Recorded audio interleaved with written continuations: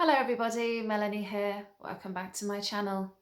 Today I want to talk about intimacy issues, and the title of this video, Running Away from Being Seen. I want to share with you from my point of view why those of us who do have intimacy issues, the origins of this come from early childhood, and sometimes just having greater awareness of what could be going on for you can actually be really helpful in helping you address the source of these intimacy issues. So, as always, let me know your thoughts in the comments below. Right, so let's start the video with intimacy. Let's reword it as into me see. I think this is a better description, a more accurate description of what it's like to be intimate with another, allowing someone to truly see you, warts and all, both the good and the bad, the light and the dark. And it can be a very terrifying experience, and it's something that most, if not all of us, are yearning for, to be truly seen, and then how terrifying this can actually be when you do get it. For many of us who have found themselves in destructive, toxic, dysfunctional relationships, often have a deep longing to be seen, and that this was a theme for them growing up. They weren't seen in their childhood. They weren't seen by their family. They weren't truly seen and validated by their caregivers, the primary caregivers. So imagine this: you're a child who's experienced neglect, indifference from their parents. Parents just couldn't care less. Parents who were controlling, parents who were highly narcissistic, parents who were abusive. So a child that is growing up in traumatizing conditions in which the parenting is not good enough to the point of being downright abusive. When a child is living in these circumstances, they aren't getting the positive mirror that they need, the positive, loving, unconditional mother. They may be experiencing instead the abusive mother or abusive father. We need the soothing and love from the primary caregiver, from the mother, for example. And through that love, the child can grow up feeling safe and secure. We need our parents, our caregivers, to teach us how to regulate our emotions. What are these feelings? What do they mean? How to deal with them? And we need this to come from a place in which we feel safe, in which we have a parent or parents who can unconditionally love us, so that we can explore all these emotions and learn about ourselves in the process, to be appreciated, to be validated. We need all of this growing up as children so that we can grow into someone who has a stable sense of self, someone who is confident, someone who has healthy self-esteem. But sadly, for many of us, this didn't happen. We didn't get the parent, the caregiver who would give us a pat on the back when we did all right. And, even if we didn't come first in whichever competition or race or whatever, the parent would be like, you know what, you did a good job. I'm proud of you nonetheless.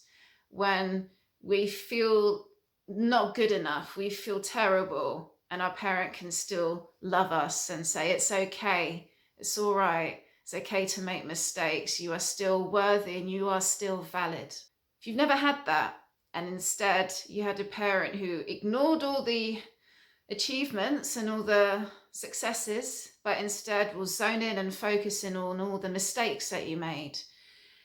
And to have such an imbalance, we need a balance of the parent pointing out our mistakes, but feeling secure in this loving attachment we have with the parent, so we know that they don't hate us now that they are pointing out what we've done wrong. We feel secure and confident in their love for us, their unconditional love for us.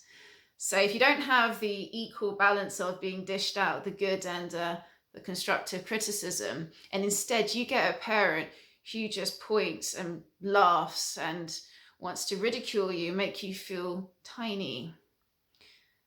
It's a parent who is blinded by their own wounding themselves, that the way for them to self-regulate is to punish another. So as a child growing up, we need the soothing and the comfort and the love and the sense of safety that parents' unconditional love for their child offers them. And if you haven't had this, then this will be a deep, deep longing that won't go away. It will go into your unconscious, so you're not aware of it, but the yearning to experience unconditional love, the yearning to be seen, doesn't go away. So as children, we, as part of healthy ego development, need to have people validating us. We need our parents, caregivers, to be showing us love and teaching us the way of how to self-regulate, and we'll show appreciation, we'll show validation, we'll express their love. And this is all part and parcel of building a healthy sense of self, healthy ego development. However, for children who didn't have this, it means that we are still driven to receive that unconditional love, but we are more likely to stick around in toxic relationships and dysfunctional relationships because that's the only source of receiving love that you know.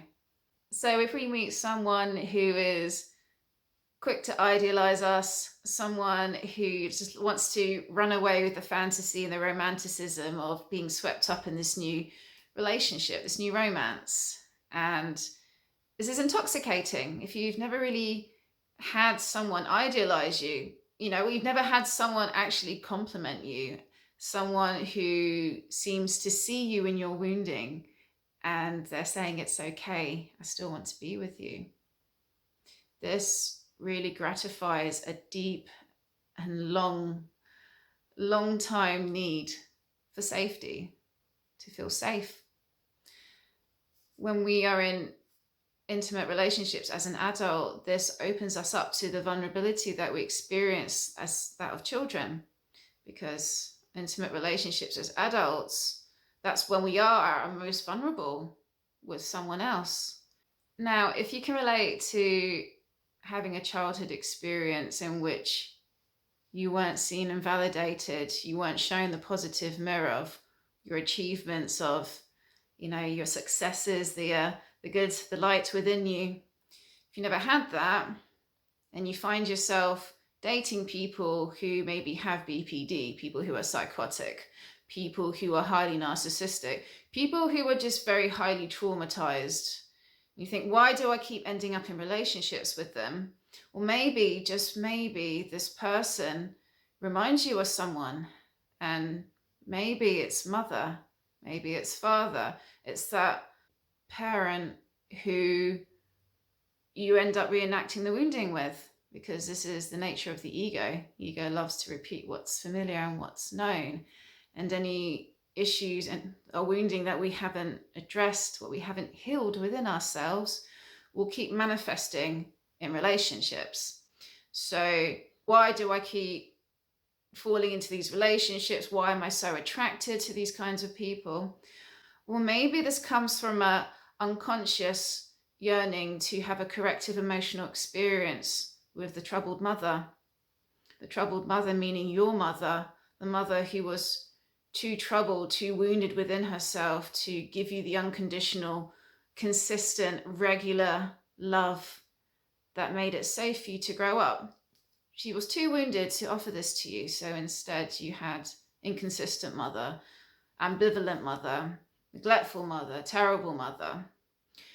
So when you meet someone who reminds you in any way, the quirks, their looks, their energy, that reminds you of mother, then an unconscious part of you may want to reenact this experience.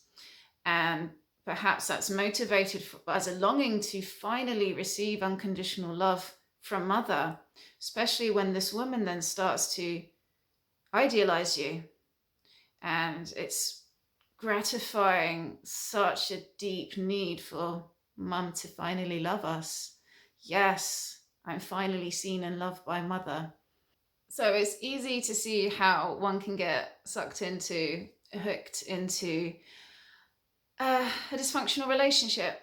Someone's offering to you what one of your deepest needs are: to be seen, to be idealized, to be praised, to be wanted, to be loved. And it falls apart. Intimacy issues reflect the woundings that we've experienced in childhood, because as an adult, letting someone get close to us through sex, through being in a romantic relationship, through sharing our deepest secrets, sharing our life with this person, then wounding from the past will show up. And things that we are still unconsciously looking for in mother or in father, we may be looking for in our romantic partner. And initially it seems like we're getting it, and then something happens and now you're experiencing pain. Now maybe you're experiencing abuse. You're experiencing the harsh coldness that is reminiscent of your mum from the past or dad from the past.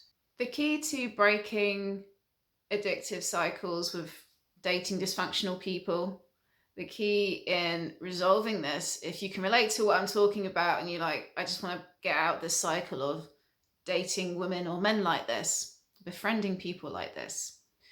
Well, the key is looking at the intimacy issues themselves when they've manifested in the relationship. What exactly are these issues and what are they telling you? I invite you to think about, in the past, what is it that you never really got that you so desperately needed? Things that you just didn't get enough of. What is it that you need? And how can I now start to give this to myself outside of a relationship without the need for someone to do this for me? Maybe this is quite simply in how you treat yourself and how you're talking to yourself and the kind of company that you keep, lifestyle choices, seeking within the love, cultivating unconditional love for yourself. If you're really struggling with identifying the root cause of your intimacy issues, maybe this will help. So have a think about what childhood promise you may have made to yourself as a kid as a way to stay safe. So for example, if you were picked on, if you had family members who would taunt, who would tease, you didn't feel safe. So maybe your childhood promise was, I'm not going to let other people see me. I won't let others see the true me. This may mean then you grow up and become an adult who, for self-preservation, for protection, won't let other people in too easily. These barriers that we put up for good reason in the past can sabotage our future efforts in allowing ourselves to be seen and allowing ourselves to be loved. So it really helps to do some inner childhood work here. Inner child work, got it. What is it that your inner child promised yourself to keep safe? Now, as an adult, you can choose your environment. You can choose the people that you interact with. You can choose the relationships that you are in. You can protect yourself now. And maybe, just maybe, then addressing these early childhood wounds and with a greater self-awareness as to why we find ourselves in relationships where it's dangerous to be intimate. It's dangerous to be vulnerable. Self-awareness is key for anything, for any change. Self-awareness is what's needed. So really exploring this, and if this is painful to do, then maybe it's best to do this with a counselor, with a coach, with a healer, your pastor, your vicar, I don't know, but it'd be good to talk about it if this is something that really resonates with and you're struggling. You shouldn't have to do it alone. If you can relate to what I'm talking about, if you've just come out of a dysfunctional relationship and what I'm talking about really resonates and you need some help, know that I offer online counselling. So if you want to know more about the work that I do, then get in contact, send me an email. My email address is in the description below. All right, share with me your thoughts, and I'll talk to you next time. Bye for now.